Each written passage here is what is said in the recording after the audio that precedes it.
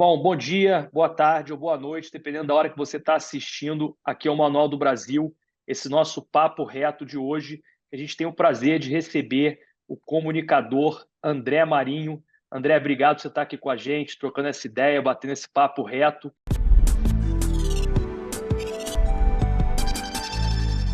É um prazer para nós ter você aqui. A gente aqui do canal é grande admirador do seu trabalho. E queria começar, para quem não te conhece, um pouquinho quem é o André Marinho. Obrigado. Tamo junto, Pedrão. Você sabe que ali nos primórdios do Manual do Brasil a gente esteve junto, ali na fase onde você ainda estava idealizando, e desde o princípio eu sabia que eu conseguia ver em você uma gana de fazer dar certo essa iniciativa de disseminar o conhecimento aí sobre o nosso Brasilzão, todas as contradições, peculiaridades e dilemas aí do nosso Brasil. E você tem feito isso bem demais e presta um serviço aí importante para a conscientização de todo mundo que te acompanha. E então, quem é o André Marinho? Essa é a pergunta.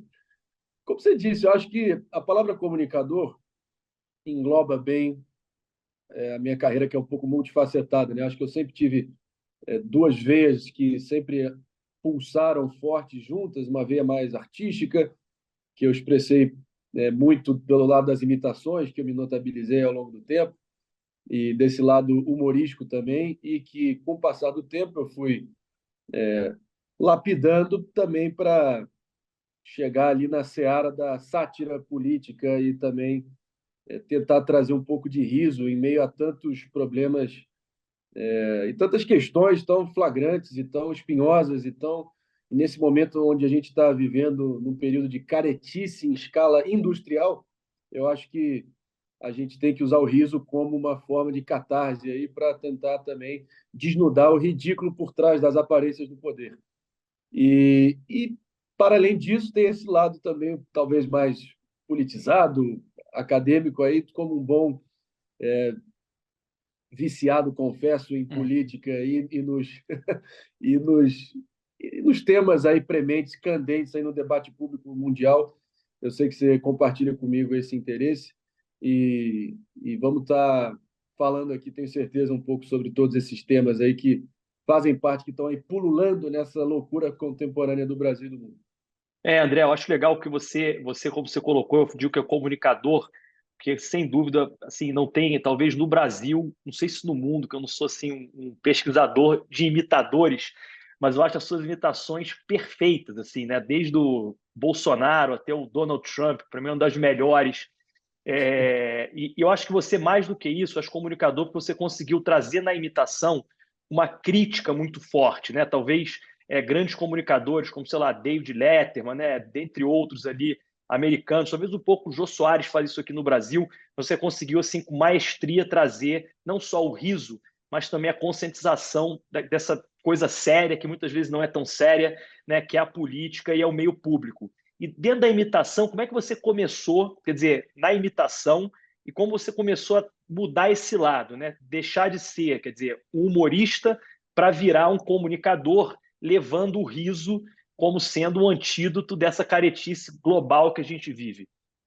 Então, Pedrão, indo ao encontro dessa tua análise, vamos dizer assim, eu acho que eu vivi um roteiro alucinante, para dizer o mínimo, aí nos últimos 4 anos, transitando, trabalhando, vivenciando os bastidores da política e do entretenimento, especialmente no humor, onde eu interagi com figuras que até muito pouco tempo, algumas ainda seguem nesse status, que detinham as rédeas do poder, e pessoas aí que, por muitas vezes, têm o destino de milhões e milhões de pessoas a partir das decisões que elas tomam, que elas estão incumbidas de tomar.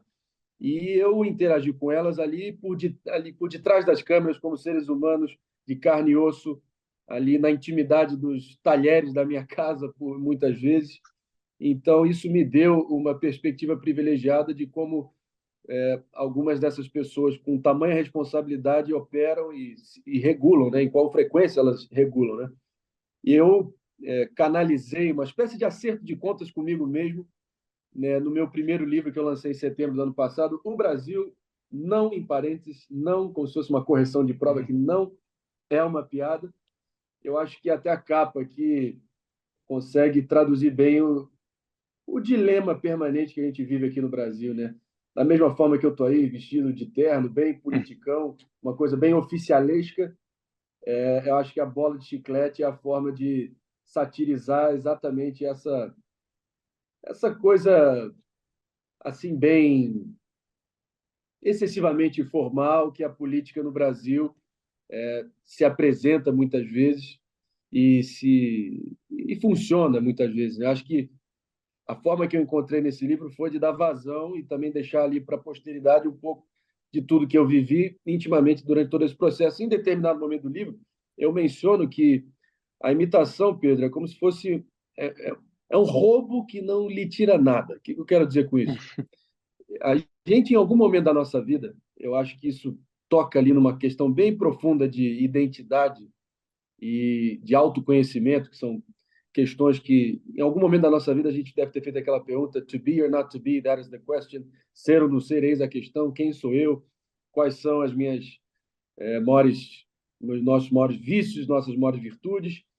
E a gente investe tanto tempo na construção do nosso próprio ego que quando você vê alguém que é capaz, numa fração de segundo, se revestir de você e mimetizar, emular as suas próprias peculiaridades, é como se fosse um roubo que não lhe tira nada. Para mim, é terapêutico, eu diria, até certo ponto. E eu digo que o imitador é quase um antropólogo do gesto, é um cientista do tique nervoso. Uma vez lá nos primórdios do meu canal, nos primeiros vídeos que eu soltei despretensiosamente, que eu já tenho esse dom aí que eu descobri aqui no momento eureka, como as pessoas perguntam se tem fórmula, não tem uma fórmula, mas é uma forma, é uma vertente nobre e muito rara, mas que já vem desde enfim, dos tempos de Aristóteles, a questão da mimética, né? Que é a imitação, que é uma variação do humor. E, e eu descubro ela lá em 2002, no dia da eleição, da primeira eleição do Lula, né? E aquilo foi um estalo para mim, onde eu entro no quarto dos meus pais, espero não ter interrompido nada, tá? E, e aí o fato é que eu saí lá imitando o primeiro metalúrgico alçado ao posto de mandatário da nação, com aquele trovão gutural dele. E aí eu amei a atenção que aquilo me deu, o fascínio que aquilo gerou nos meus pais e foi gerando em amigos, em professores a vida inteira. E só muito tempo depois que calhou de, no meio da campanha do ex-presidente Bolsonaro, que em grande parte aconteceu na minha casa, conto em rigor de Do livro. detalhes aqui no livro todos os bastidores daquele período intenso, para dizer o mínimo, aí que eu vivi intimamente. Eu fiz ali até ironias do destino, né, que eu venho a me notabilizar para o grande público pela imitação do Bolsonaro, que é, pelo menos no papel, o antípoda, o maior antagonista do Lula, que foi minha primeira imitação.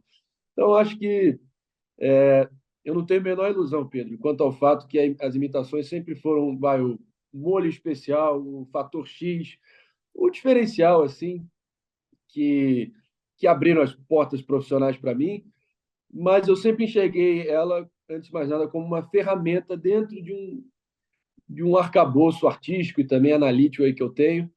É muito bom também você poder, ali, quando você está na condição de comentarista, você se revestir de algum personagem para abordar algum tema mais espinhoso e mais delicado. E aí o ônus fica na conta do personagem, só estou me usando dele. E isso é uma espécie de arma secreta também que eu sempre usei nas interações que eu tive aí, enquanto entrevistador na bancada do Pânico na Jovem Pan, onde eu trabalhei por 2 anos, onde também protagonizei alguns episódios emblemáticos naquele momento. E desde então venho trilhando a minha carreira na comunicação, mas sem nunca deixar de valorizar o bom humor por trás das minhas críticas. André, eu ia falar do livro agora, quer dizer, primeiro, o livro você escreve, quer dizer, o Brasil é ou não é uma piada, né? Na verdade, ele é a história, a sua história, né, de um bastidor da política brasileira muito recente, né, e que as pessoas ainda talvez não conheçam, quer dizer, mas qual foi a sua ideia do Brasil não é uma piada? É ou não é uma piada? E acho que essa é a primeira pergunta.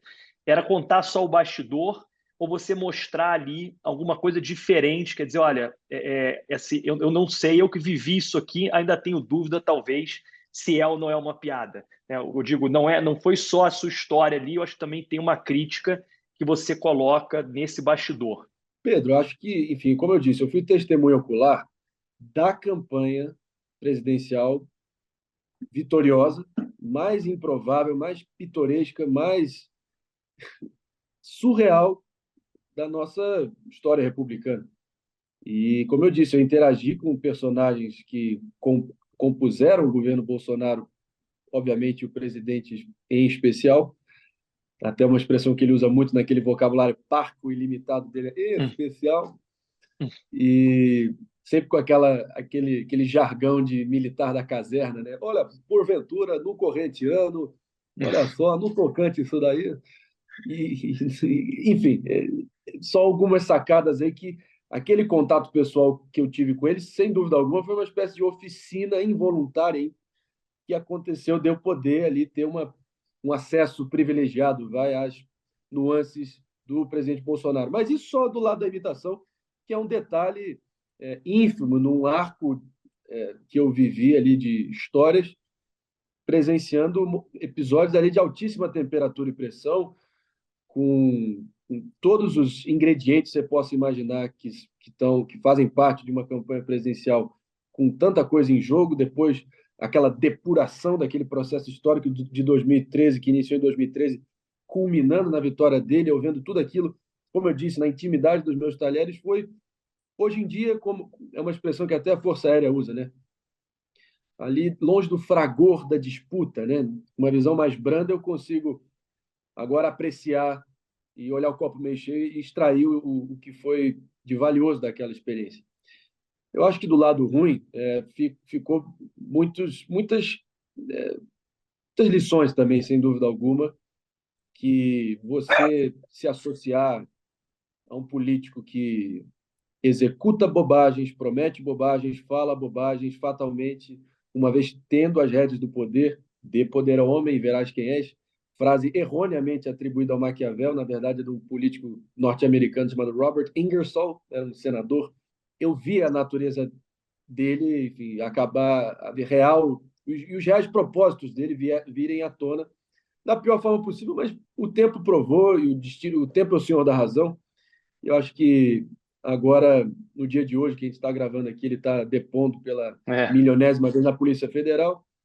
E a lei do karma é implacável, né, Pedro? E o destino cobra com juros e correção monetária, o que quem planta ventania, quem planta vento, colhe Olha, ventania, né? Ventania. E então, eu acho que, diante de tudo isso, só para a título de esclarecimento aqui para quem não saiba ainda, em grande parte a campanha do último presidente Bolsonaro aconteceu na minha casa, pela proximidade que meu pai, o Paulo Marinho, que é suplente do filho dele, o Flávio Bolsonaro, que o convite foi estendido pelos dois, inclusive na véspera da convenção do PSL em 2018. Óbvio que nenhum vestígio desse longo rabo preso, desse rastro de maracutaus que sucedem o senador Flávio Bolsonaro, não fazia parte do debate público, ninguém tinha noção que aquilo fosse o caso, né? Mas uma aliança improvável, mas talvez tática, episódica, dada a necessidade urgente de dar um fim à máfia cleptocrata do PT naquele momento, talvez faltou para a gente uma dose saudável ali de ceticismo, e acabou que aquela experiência, certamente, pelo menos eu falo por mim, me deixou um pouco mais cínico em relação à política, e foi um remédio amargo para eu perceber que não há nada mais desumanizante que a idolatria política incondicional. Não que tenha sido o nosso caso, jamais acreditávamos que ele foi um mito, mas o fato é, e isso vai estar para sempre na minha biografia, né? E eu sei que os dias passam sem borracha de apagar, que, como eu disse, o político que tinha um retrospecto como o dele, uma vez tendo as rédeas do poder, não teria por que ser muito diferente dele poder levar a cabo e executar de fato o que ele prometia. É que você Mas, colocou, né, André? vida que Na segue, época, muita coisa aconteceu desde então.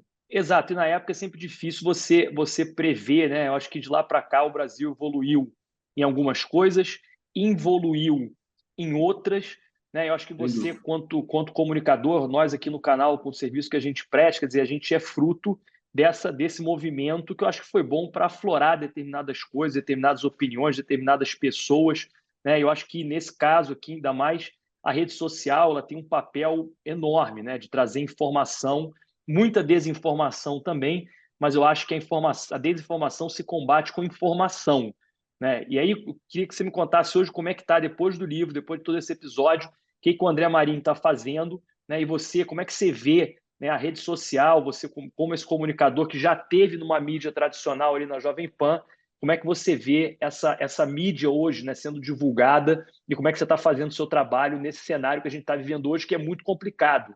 Tá? Eu queria até deixar claro aqui, é uma coisa engraçada. Você sabe que o nosso canal aqui, André, a gente faz alguns vídeos, né, mostrando o perfil de determinados políticos. Tá? São vídeos simplesmente mostrando a vida daquele cidadão. Não tem uma análise crítica, não tem nenhuma fake news, né? Nada disso. E esses vídeos hoje nossos não conseguem receber impulsionamento, né? Porque você tem decisões aí da justiça que podem questionar e as próprias plataformas não deixam você fazer esse impulsionamento. Então, essa talvez seja a realidade. Como você, comunicador que está aí na sua estrada, vê isso hoje? Vamos tentar destrinchar aqui, vou dar meus pitacos sobre esse momento enquanto produtor de conteúdo, né? Mas ainda um pouco sobre a questão dessa dualidade que eu tentei expressar na capa, porque o Brasil é uma piada, é a tônica que acho que definiu muita da nossa experiência enquanto cidadãos desse Brasil, né? Que é o país da absoluta inversão de valores, o país que a gente convencionou a chamar onde o poste mija no cachorro, a pipa empina o menino, a banana descasca o macaco, o Batman assalta o Coringa e por aí vai.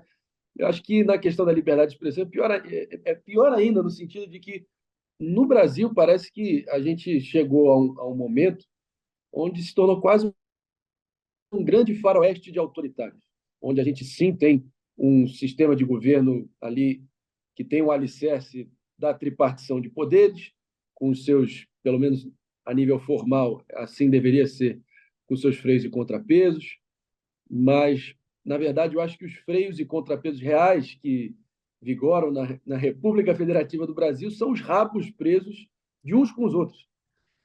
A gente vê cada vez mais, eu como bacharel em Direito, é, um, é, um, é, uma, é um assinte você tem que ficar estudando todos os códigos, esmiuçando eles, toda a dinâmica do processo civil, processo penal, e ver que cada vez mais, na hora do vamos ver, na hora de fazer valer a letra fria da lei, isso tudo é solapado a partir dos caprichos pessoais de determinados juízes e das conexões que determinados políticos têm, ou dos favores conchavos e predileções pessoais desses políticos e das perspectivas de ascender na magistratura que determinado juiz pode ter. É o direito freestyle que está também vigorando no Brasil e fica esse Deus nos acuda, uma insegurança jurídica brutal que cada vez mais é a tônica, né?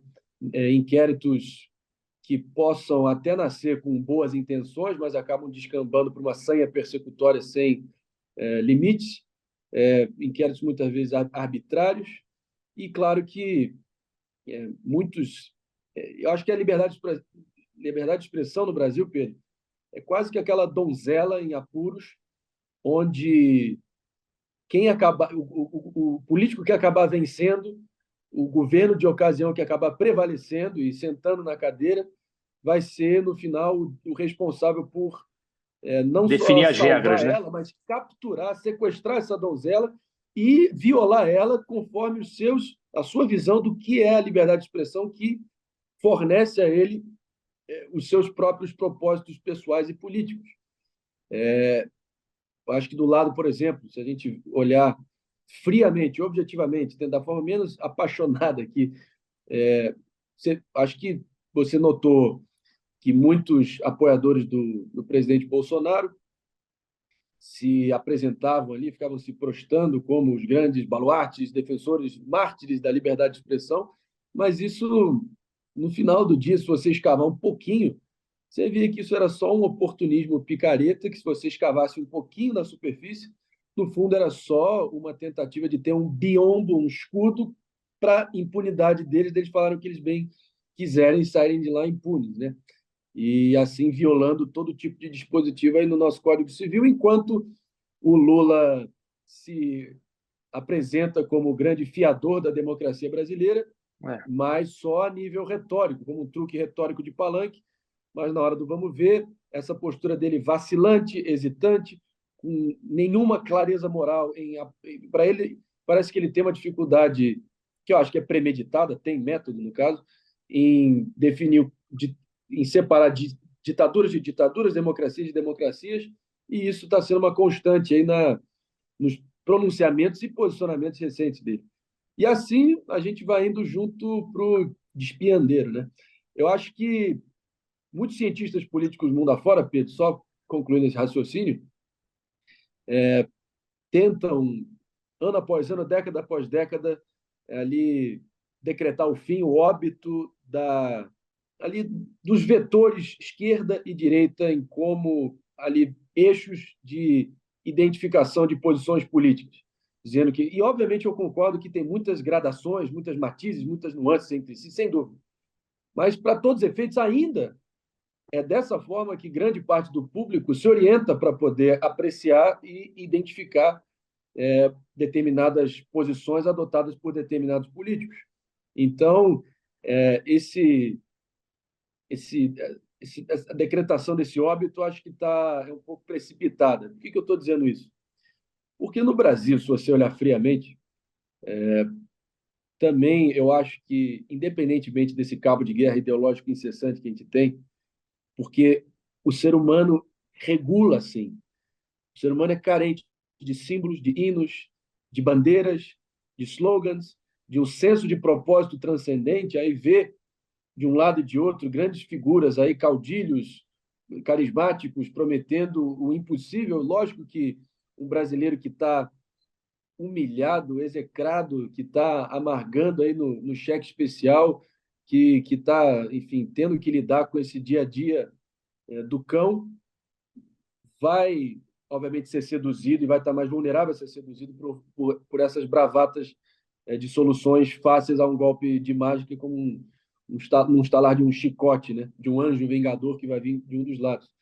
Mas o fato é que a gente está tomando porrada de cima para baixo e há muito tempo, né? Desde as nossas oligarquias ancestrais, partidos absolutamente necrosados, você vê um funcionalismo público defendendo interesses privados, o establishment midiático todo com uma cartilha e uma agenda própria deles para ser avançadas, para proteger o próprio, para ali garantir que o regime de concessão deles e o naco deles disso possa ser preservado, conluios, cartéis, consórcios, enfim, toda essa corte de pequenos bajuladores do rei de ocasião que estão aí vestindo fardas, que estão aí calando bocas, que estão aí apontando dedos, e se a gente ousar questioná-los de volta, eles sempre vão vir com o famoso, você sabe com quem você está falando, né?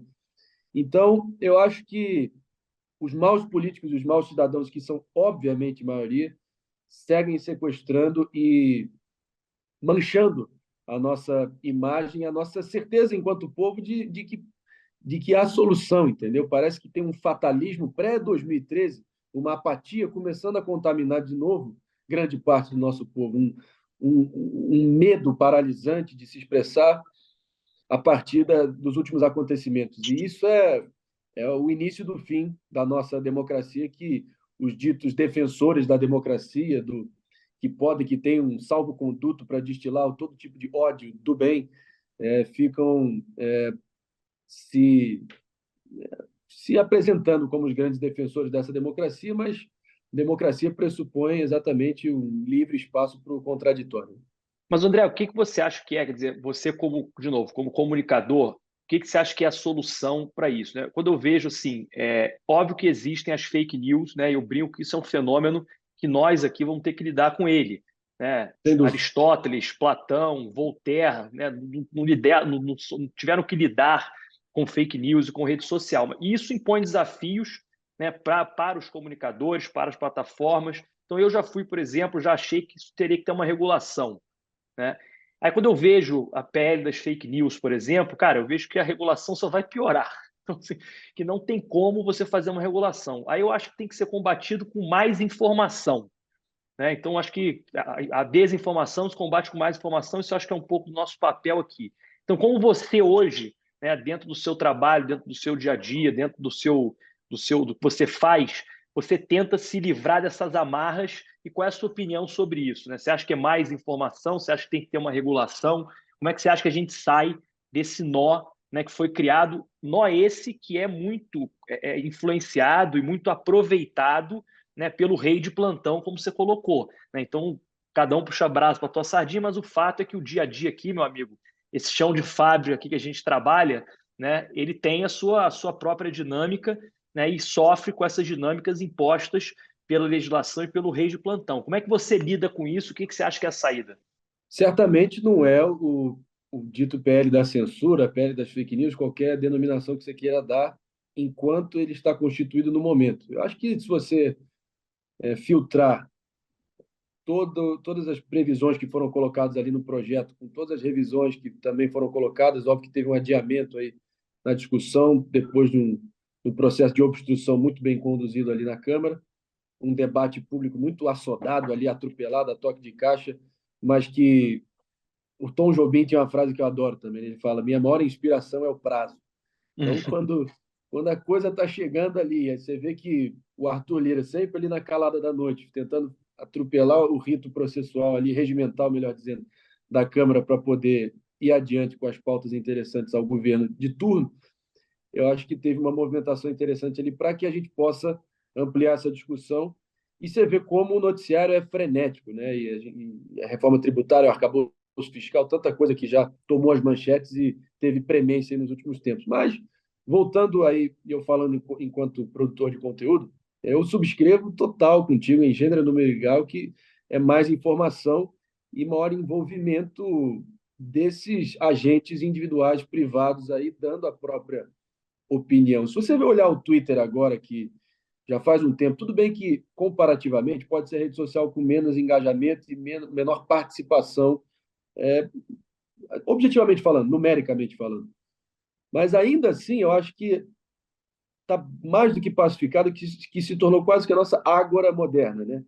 É. A ágora era a praça pública onde grandes debates aconteciam na Grécia Antiga, e para isso, óbvio que o Twitter é uma empresa privada e assim pode impor as suas diretrizes, mas desde que o Elon Musk tomou as rédeas, você vê que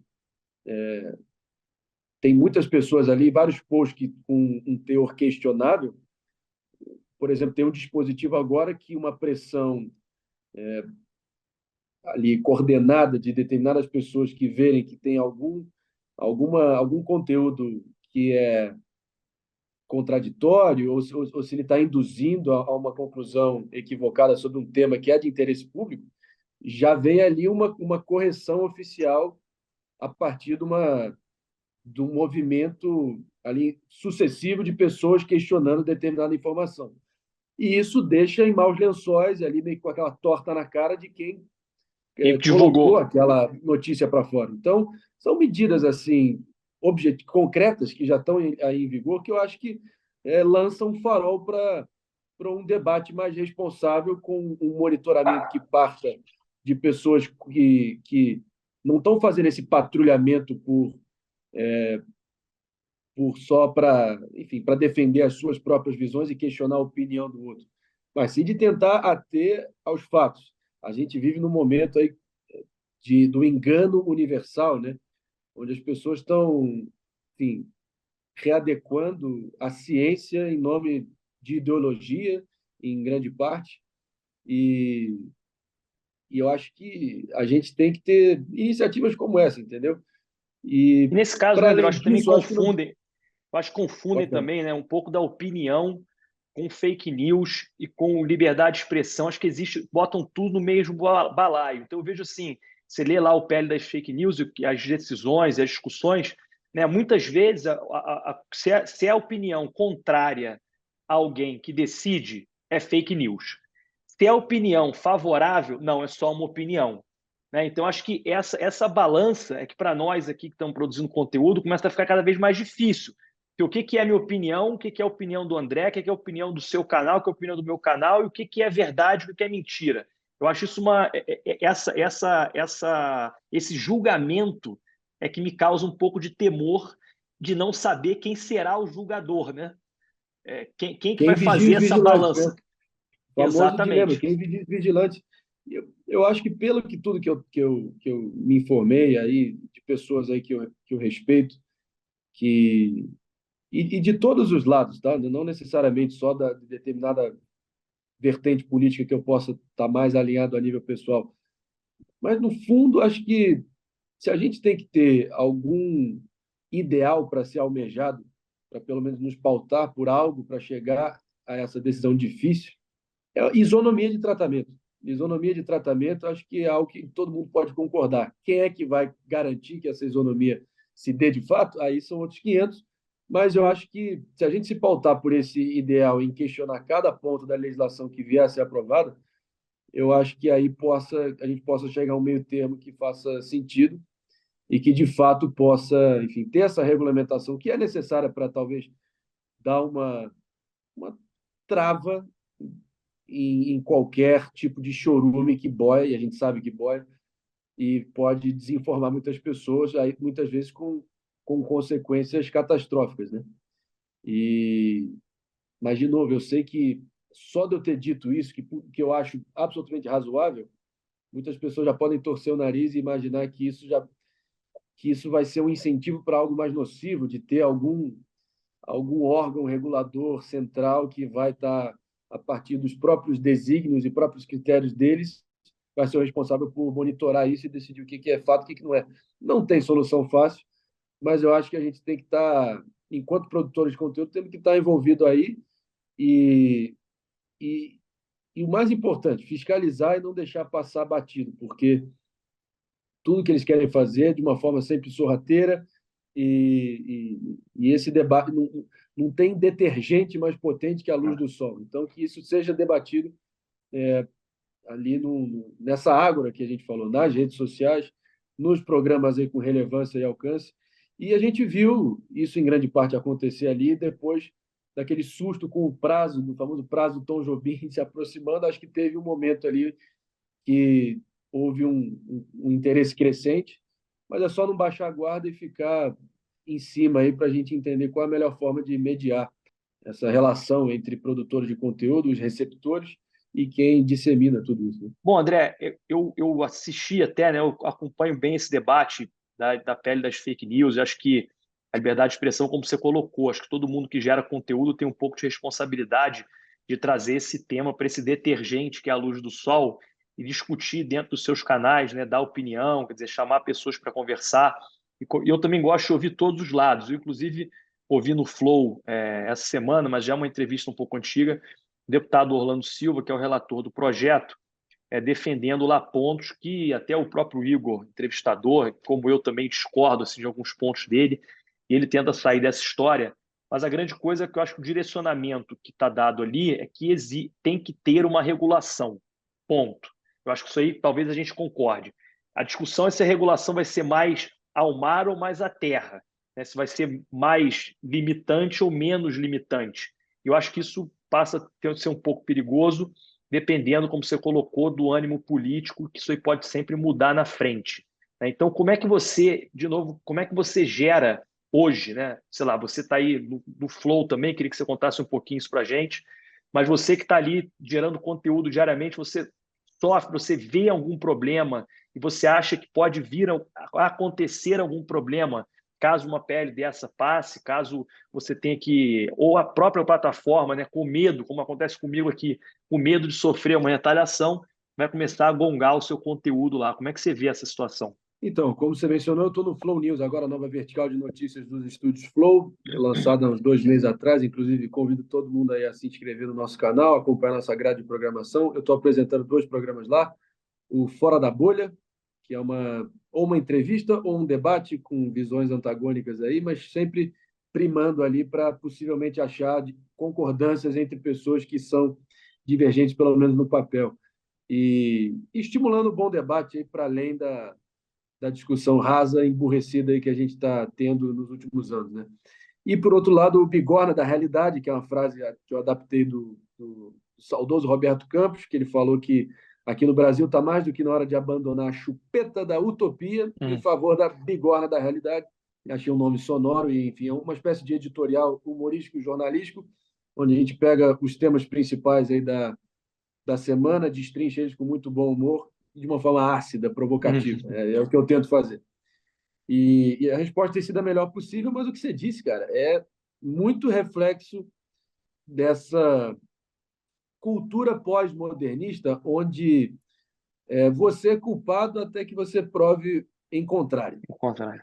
E isso vem ali na esteira também da cultura do cancelamento, que para mim é o enforcamento público da reputação alheia, é o pão e circo de uma sociedade que se acostumou em apedrejar antes e perguntar só depois. E é isso, é um entretenimento coletivo de uma sociedade que tem essa sanha persecutória, né? A gente vê desde os defensores do politicamente correto, que acreditavam, supondo a sinceridade deles, claro, que a troca de termos, a alteração de palavras, do sentido delas, de ditados também, poderia amenizar ou remover ou até renovar o sentido de determinadas palavras ou os preconceitos subjacentes a essas palavras ou os alegados preconceitos, né? Mas essa é a teoria só. E a aplicação descambou também para uma sanha persecutória sem precedentes, em que a linguagem que a gente se comunica é sequestrada e é torturada até que ela confesse crimes que ela não cometeu. Então, isso são todos fenômenos aí que estão acontecendo cada vez mais e são é, bandeiras vermelhas, sinais de alerta assim, muito claros que a gente tem que ter e tem que se preocupar demais. Te dou um exemplo. O, no editorial, no Bigorna dessa semana, a gente avaliou até que ponto eu poderia fazer uma piada branda, sobre o fato que a Miss Holanda desse ano é uma transexual. E a gente optou por não ir adiante, para É. evitar qualquer passivo. Cara, e eu entendi, enfim, vou consentir, não estou aqui de porra louca nem bancar de cavaleiro templário, Deus Vult, da liberdade de expressão, para acabar tendo a espada do judiciário sendo enfiada aqui que nem a estaca no meu coração, para eu tentar bancar enfim, do,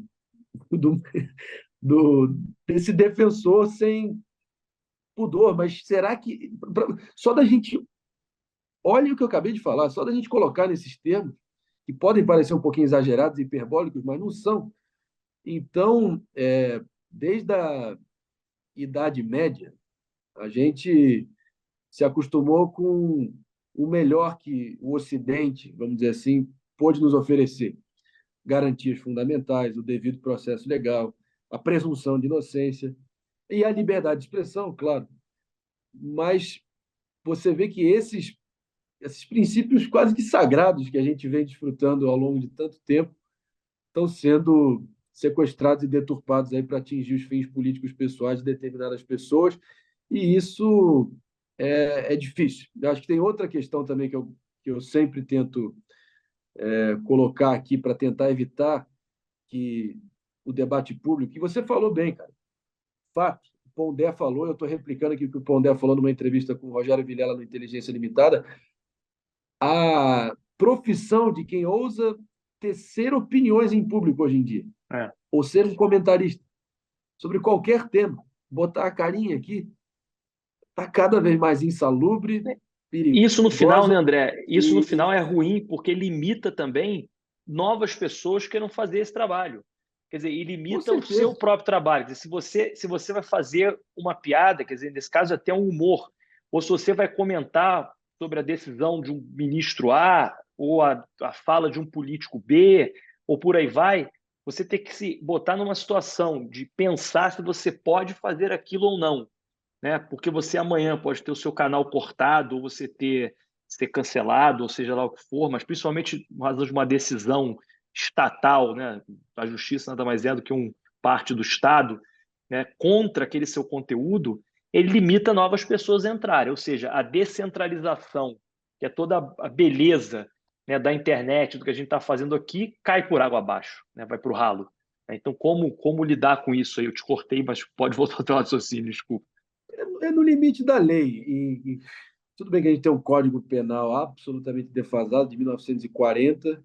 Enfim, eu acho que tem que partir do bom senso também. Eu acho que essas pessoas que são as pessoas que dão vazão e sustentam e tentam, de alguma forma, fazer com que todos esses fenômenos que eu descrevi agora sejam a regra e não a exceção, elas têm muita culpa no cartório pelo que está acontecendo, mas uma coisa que se me dá, que pode nos dar algum alento aqui, Pedro, é que a história se prova que é realmente cíclica, é pendular, e para toda revolução tem uma contra-revolução.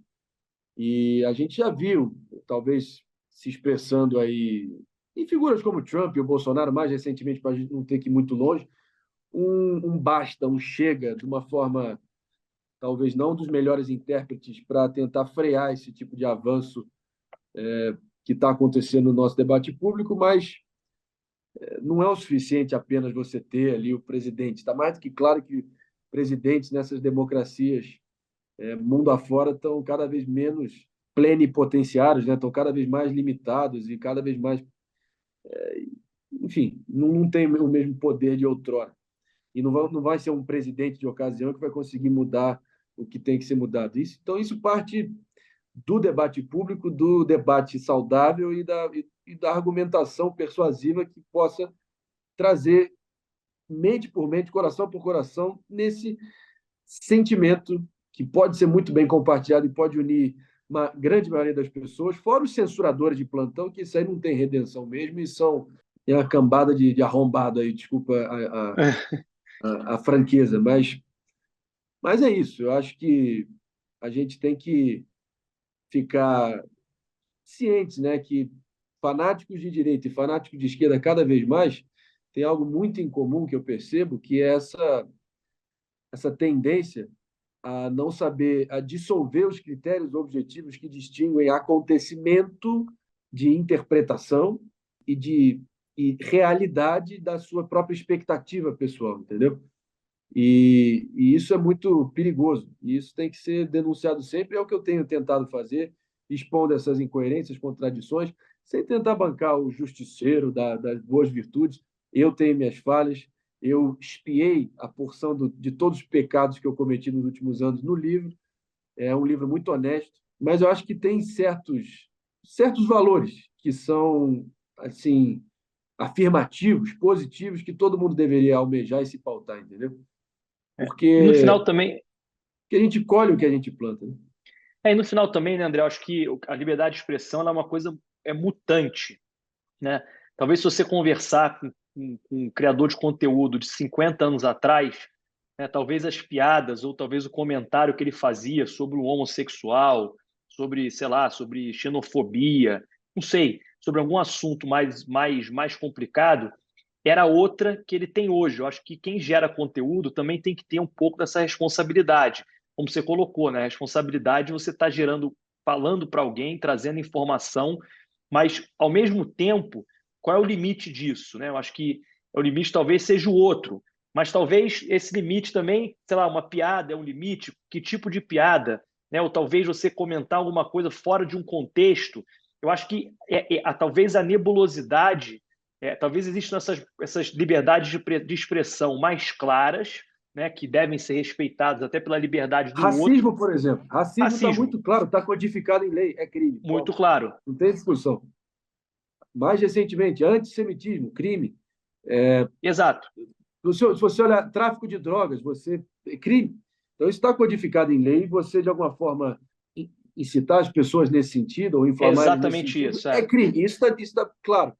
Mas ficar refém de tribunais não Exatamente. eleitos, impessoais, sem previsibilidade das regras, e você ter noção do que você está sendo acusado, e colocar nesse saco de gato, nesse balaio todo, várias possíveis interpretações de um determinado comportamento duvidoso e questionável, aí aí já é bem complicado. E a gente viu isso em grande parte nos últimos tempos. Sim, E isso é o início do fim da liberdade enquanto a gente a conhece. e a desfruta. E isso é muito perigoso, cara, e tem que ser denunciado. O que não significa que é um escudo, que não significa que é, na novilíngua bolsonarista, por exemplo, que é uma proteção, um véu de proteção eterno contra qualquer tipo de escrotidão, especialmente algo que pregue um golpe de Estado, que foi o caso, em grande parte, por muitas pessoas, que é a completa, total e absoluta subversão do nosso ordenamento jurídico, do nosso sistema de poder, e isso deve ser, e está igualmente codificado em lei como crime, e deve ser e está previsionado em lei. Então, isso está igualmente passível de ser Eu acho que o senhor colocou, cobrado na né? A justiça, como liberdade de todas expressão, essas chagas que eu mencionei. a liberdade de expressão não pode ser a anarquia da expressão, Não, né? Você não pode querer gostei. nem usar Muito da bem liberdade de colocado. expressão, e nem usar da liberdade de expressão, como você coloca muito bem, para um escudo para eu defender qualquer tipo de opinião, sendo ela crime ou não, quer dizer, só porque eu tenho o direito de falar aquilo ou defender, né? Eu acho que esses dois extremos, talvez, né, você vê num debate aqui, numa conversa rápida, a gente conseguiu chegar, né? Eu acho que talvez a legislação, a regulação, ela tem que caminhar um pouco para delimitar esses extremos, né, entender como é que as pessoas vão funcionar nesse meio e dando a liberdade para as pessoas. Quer dizer, eu acho que a liberdade de expressão, como análise do comentário, da criação do conteúdo, ela acaba sendo muito mais a posteriori do que a priori.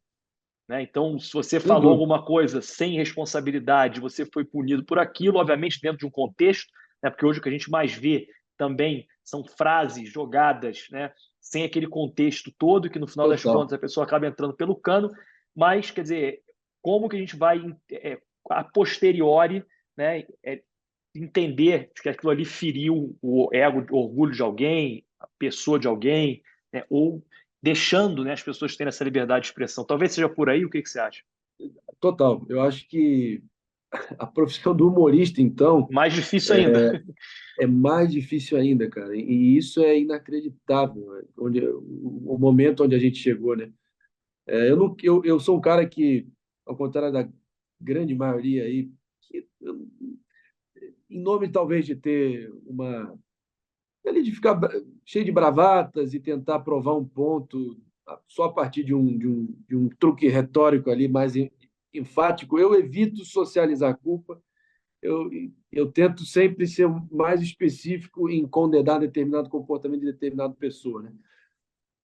E acho que a maioria das pessoas deveriam tentar se pautar assim e não generalizar toda uma categoria de pessoas que são pagas para ofender. Acho que na essência do humor é a capacidade de você se ofender. O Jordan Peterson sempre fala, né? Para você ser capaz de pensar, você tem que correr o risco de ser ofendido, de ter as suas crenças questionadas, de ter os seus sensos comuns zoados ou, de alguma forma, ali se você ser instigado a tentar olhar ele por outra forma, né? O humorista é das profissões mais difíceis do mundo. Eu nunca me considerei um humorista, cara, porque eu nunca tive a experiência de stand-up, apesar de eu fazer uma forma de humor que eu considero muito nobre e tal, como a gente já contou um pouco sobre, mas o Jerry Seinfeld também sempre disse, né, que é das profissões mais difíceis, porque você tem apenas 12 segundos na interação com o seu cliente para convencer que você é capaz de vender o seu produto para ele. Se você ficar mais, eu não sei se tem uma métrica para isso ou foi só algo anedótico a partir da experiência dele ali estando no palco em frente a milhões e milhões de pessoas há décadas, né? Mas é muito difícil. E ainda assim, eu acho que tem a gente está notando muito claramente uma espécie de perseguição ao Joker na sociedade, onde os lados, enfim, os sectos mais caretas e autoritários de esquerda, direita e pessoas simplesmente de mal com a vida, que tentam problematizar absolutamente tudo. O caso mais recente aí foi o comercial da Kombi do futuro da Volkswagen, É, onde a própria Maria Rita, baita cantora, descreveu como um sonho realizado em um momento de imensa emoção, utilizar as maravilhas do lado bom da inteligência artificial para promover um dueto improvável ali de encontro de gerações dela com a mãe dela, Elis Regina, é. que ela mal tem recordações maternas. Ela tinha só 4 anos quando a mãe morreu. e as pessoas acharem que aquilo ali foi, de alguma forma, fazer uso de necromancia para poder ressuscitar a Elis Regina dos mortos, ou porque a Volkswagen, de alguma forma, financiou o regime nazista nos anos 30, ou ela foi uma empresa que teve associações ao regime militar no Brasil de 64 a 85, é de uma forçação de barra, de um revisionismo histórico, de uma necessidade de problematizar tudo, que revela que esses fanáticos de direita e de esquerda, acho que só temem o poder corrosivo que a risada traz. E o autoritarismo detesta o riso. Tem uma frase que eu adoro, que é do John Cleese, do Monty Python, também baita ator, comediante britânico, que ele fala que o humor é uma sanção social contra um comportamento inflexível. Ou seja, aquelas pessoas, tudo que for rígido, tudo que for ali um tabu, tudo aquilo que for ali que doer na Incomoda um pessoa pouquinho. é tocar na ferida, né? A sanção social e social pressupõe que tem uma aprovação de parte da sociedade, né? Então que as pessoas vão rir. Então, porra, a gente tem que voltar a resgatar essa definição do humor e não ficar refém dessas patrulhas aí cada vez mais poderosas, minorias barulhentas aí, que muito bem alicerçadas aí por agências de publicidade e patrocínios e grandes emissoras com agendas próprias, né? Mas você vê que, enfim, para toda ação tem uma reação e não é todo mundo que se curva a isso, não. Pelo contrário, tanto que o Léo Lins, o caso mais recente, que não reza essa cartilha, que não soletra com precisão as siglas do partido que a maioria desses atores associados à dita Beautiful People, que é um termo que eu acho bem abstrato também, que eu não gosto, subscreve, né?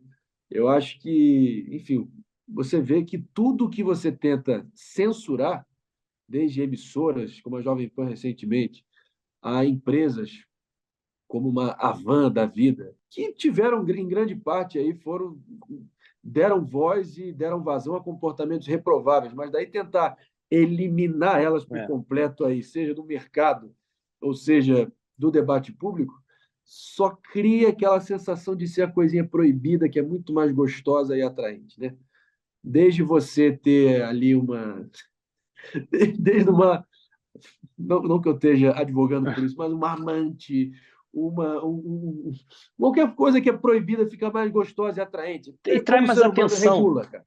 E traz mais atenção Então, também, e né? aí isso dá também a narrativa perfeita para essas instituições, entidades ou organizações. A censura é redentora para essas pessoas também se colocarem como mártires. E isso atrair também para elas muitos globos oculares, atenção e consumidores por consequência. E isso é o reflexo, né? É a reação, é o biproduto desse tipo de ação persecutória, autoritária. Sempre vai ter um biproduto que seja contrário à intenção original dessas pessoas.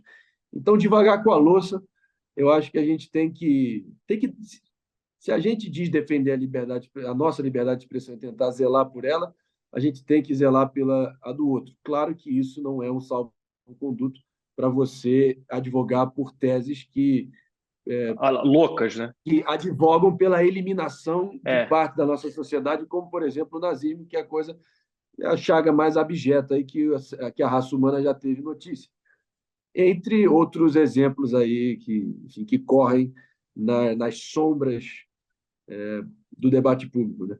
André, pô, perfeito, eu concordo 100% com você. Acho que isso que a gente faz aqui, de novo, que você está fazendo lá no Flow, acho que o Flow faz muito isso como um todo, né? É, trazer outras opiniões, falar sobre, dar voz, né, às coisas. Eu acho que isso que vai fazer, como esse termo que você usa muito bem, né, o detergente da luz do sol, é que vai fazer a gente conseguir chegar, enquanto sociedade, num debate melhor e numa solução melhor, né? Agora a gente está caminhando para o final. Eu queria assim, umas últimas perguntas. Primeiro, quais são os seus planos de futuro, né? Você agora lá no Flow, como é que tá o seu canal? Eu adorava as entrevistas que você fazia lá. Não sei se você vai continuar com ele, como é que tá aí? Como é que você está se programando para futuro? Então, Pedrão, eu estou tocando o Flow News agora com esses dois programas e estou participando ali da curadoria de toda a grade de programação. Está sendo uma baita experiência também. E recentemente reiniciei o meu canal, com comentários aí sobre as pautas mais quentes aí do dia a dia, sem muito frufru, abrindo o celular, dando papo reto e indo direto ao ponto, papo reto, concreto, direto, como eu digo lá no André Marinho Show. Se inscrevam lá também. E eu acho que está sendo uma boa experiência também. E eu espero muito em breve tá resgatando aí também as entrevistas e os nossos editoriais do Sem Limites aí, que foi o campeão de audiência lá no final do ano, especialmente durante a eleição, que eu estou fazendo uma versão um pouco menor no Bigorna da Realidade no Flow News. E o edutrenimento segue sendo a menina dos meus olhos, vamos dizer assim, o que me dá o tesão dia após dia aí de seguir aprimorando, seguir aprendendo com as melhores referências do mundo afora e tentar trazer para o Brasil esse olhar. Agora, para além obviamente, promover o debate, que a luz do sol é o melhor detergente aí para você conseguir detetizar, ou pelo menos tentar tirar da frente todo esse fumacê de propósitos malignos ou muitas vezes subreptícios, sorrateiros de determinados grupos de interesse ou pessoas no poder, eu acho que passa necessariamente por a gente se interessar por tudo isso, entendeu? E fazer com que quem eventualmente quem assistiu a nossa entrevista aqui hoje, que tenha gostado de alguma coisa, compartilhe aí sem moderação. O Manual do Brasil faz esse trabalho também. Eu, com um registro diferente, talvez tenha tentado buscar colaborar nesse sentido também. Mas tem uma frase que eu adoro, né? Que diz que a nossa civilização é uma conquista, é um artefato muito frágil, é um fruto a ser cultivado diariamente, né? E a gente precisa reafirmar todo santo dia os valores da cultura contra os da barbárie, de tentar ficar refém dessas vozes aí que estão emburrecendo o nosso debate, levando para o tatame do vale tudo. Lembrar que tem valores muito mais elementares e básicos que conseguem unir a todos nós. Tentar restaurar o mínimo. Estou aqui tentando passar batom num porco, não. Eu sei que a sociedade é barulhenta, é ruidosa, tem muita gente aí, como eu disse, humilhada, estressada, que tenta extravasar os seus demônios interiores aí no teclado. É o que mais tem por aí, eu conheço bem eles. Mas eu sei que os haters são muitos, mas não são todos, tá? E a gente, de fato, precisa aprimorar nossa comunicação, refinar o nosso diálogo e construir argumentos. Eu acho que não tem nada mais gostoso que você vencer uma discussão e se engajar no debate, mas vencer uma discussão na força do argumento e não no volume da sua voz. Eu sei que é tudo muito barulhento, é muito sedutor você tentar ganhar no grito, mas eu acho que o Pedro, você há de concordar comigo, não tem nada mais gostoso que você ver que o poder das ideias foi o que prevaleceu e não só de uma bravata ali para poder dar uma lacrada, uma mitada pontual. Eu falo por experiência própria aqui que dessa necessidade de fazer dos argumentos pontes, né? E isso demanda constância, senso de propósito, e mas vale a pena. Eu acho que é uma questão quase de vida ou morte cultural.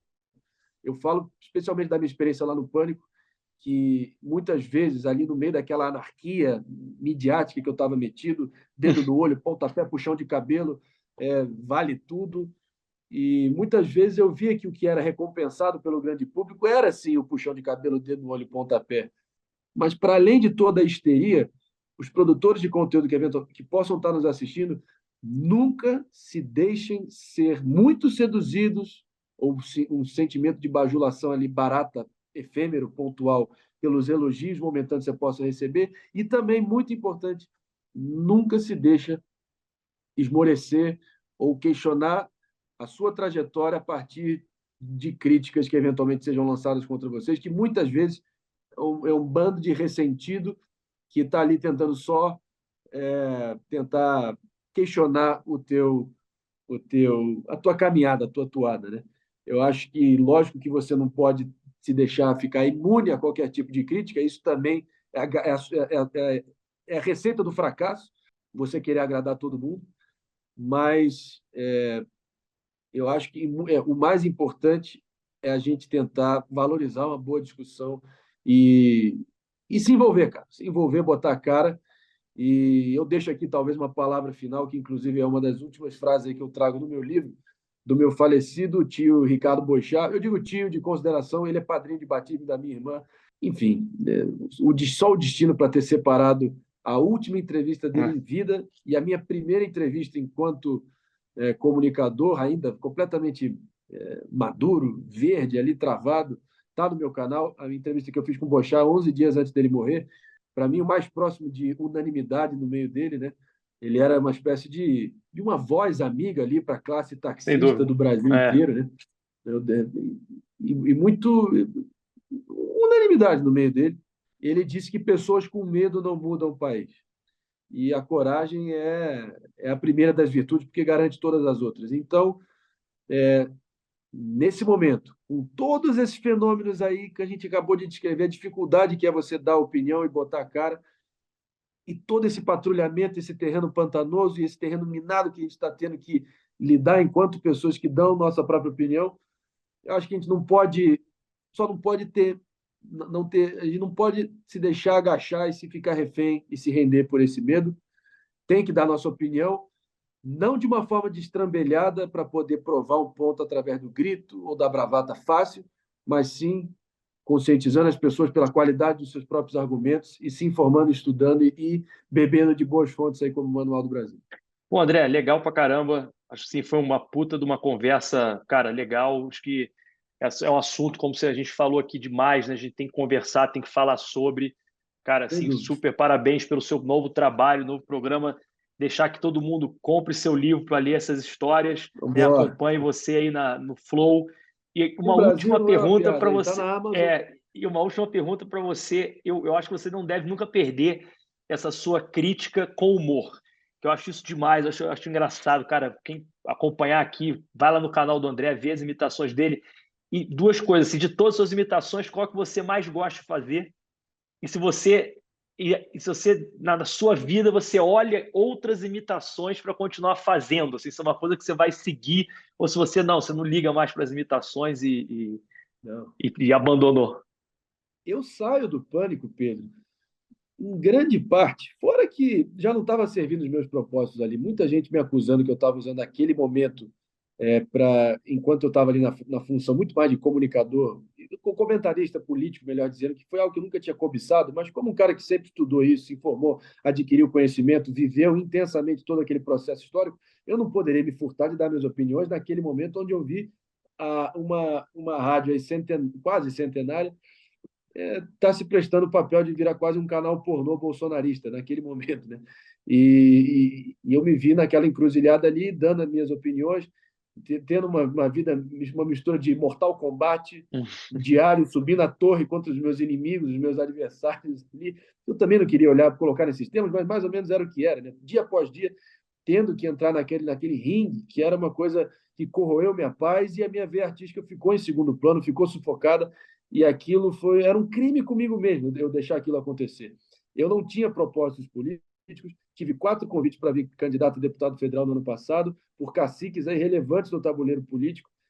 Meu santo foi forte de me tirar dessa roubada, não porque eu não encoraje pessoas aí que estejam ali de coração aberto, de cabeça feita e com o idealismo sendo a principal razão de te fazer você se engajar no processo político e eleitoral, principalmente, isso é muito louvável, mas não era o momento para mim, cara. E especialmente porque essa veia artística estava sufocada, estava abafada e eu precisava voltar a tentar, pelo menos, equilibrar isso e seguir equilibrando isso.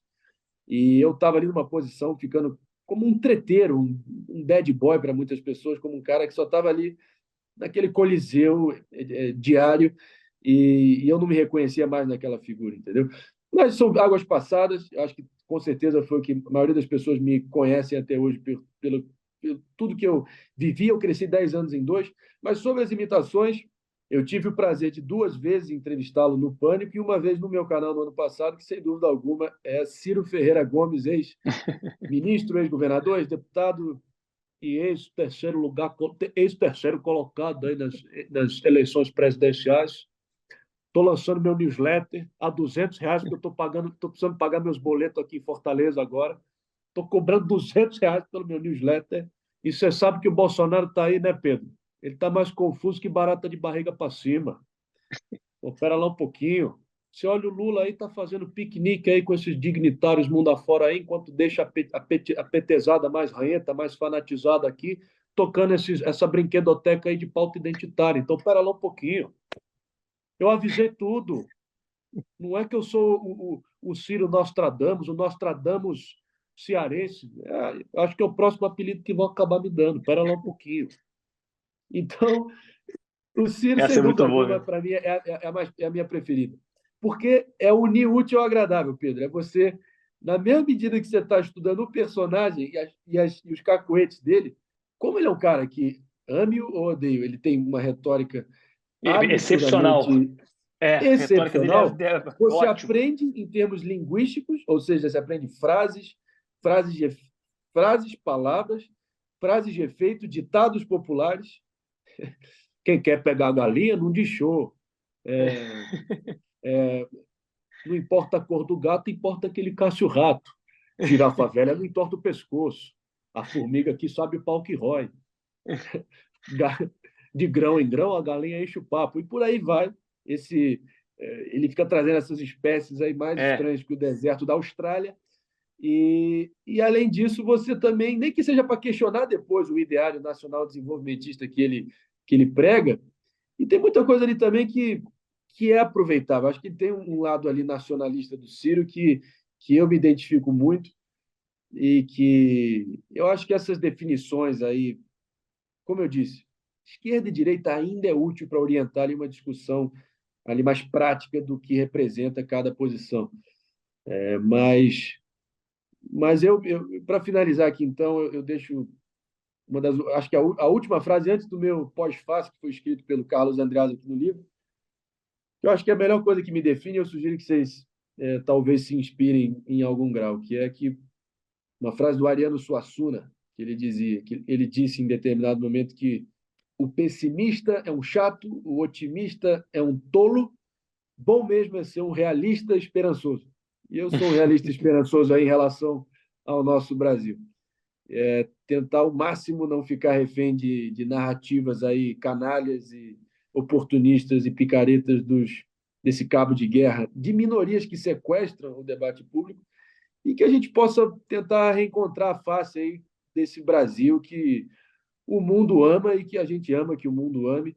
E, porra, eu tenho certeza que a gente há de tentar chegar o mais próximo possível dessa reconciliação nacional, no momento especialmente onde essas figuras que, como eu digo, traduzem essa carência do brasileiro por símbolos, hinos, slogans e o homem forte que vai guiá-los ali para a redenção, com o Bolsonaro aí definhando e o Lula, a tendência é que ele não consiga segurar muito mais tempo, que a gente finalmente vai ter ali a possibilidade de ter uma renovação e pelo menos aí ter uma elevação do debate público e dos nossos representantes maiores. Bom, André, concordo com você 100%. Mais uma vez, obrigado pela Tamo junto, participação sempre. e a gente Obrigado, se irmão. vê. Gente, para você que ficou até aqui, não esquece de seguir o André nos canais dele, YouTube, Instagram, lá no Flow, e deixar aqui para gente o seu comentário, o seu like, compartilhar esse vídeo se você gostou da entrevista. Valeu e até o próximo Papo Reto.